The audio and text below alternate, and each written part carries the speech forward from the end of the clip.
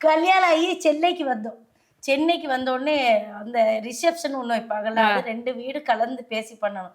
எதுவுமே பண்ணல. இவங்களா பேசி இன்னைக்கு சாயங்காலம் உங்களுக்கு ரிசப்ஷன்னாங்க. நான் கூட எங்க வீட்ல யார்ட்டயும் சொல்லியே அப்படின்னு நெனச்சு வருத்தத்துல இருந்தேன். ஆனா சரி இவங்க எல்லாம் ஏற்பாடு பண்ணிட்டாங்க. ரிசப்ஷன்லாம் முடிஞ்சிருச்சு. சாப்பாடுலாம் ஆர்டர் குடுத்துருந்தாங்கம்மா. இவ்வளோ பாத்திரம் கிடந்தது. புது பொண்ணுமா என்ன போய் பாத்திரம்லாம் வெளக்க ஐயோ! வச்சுட்டாங்க. அன்னைக்கு ஒரு நாள் நம்ம ஒரு நல்ல ஒரு வேலையாள்னு இவங்களுக்கு நிரூபிச்சு காட்டணும்னு சொல்லி உட்காந்து நல்ல பேர் எடுக்கிறதுக்காக அவ்வளோ பாத்திரத்தையும் கடந்து விளக்குன்னு விளக்குறேன். மறக்கவே மாட்டேன். இப்போ சொல்லி சொல்லி காட்டுவேன்.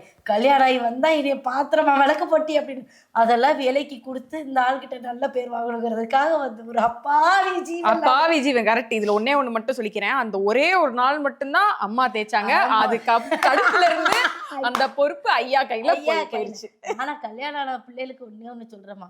கல்யாணம் ஆன புதுசுல மாமியார் வீட்ல நல்ல பேர் எடுக்கணும்னு கண்ணா பின்னான்னு வேலை செஞ்சு காட்டிடாதீங்க.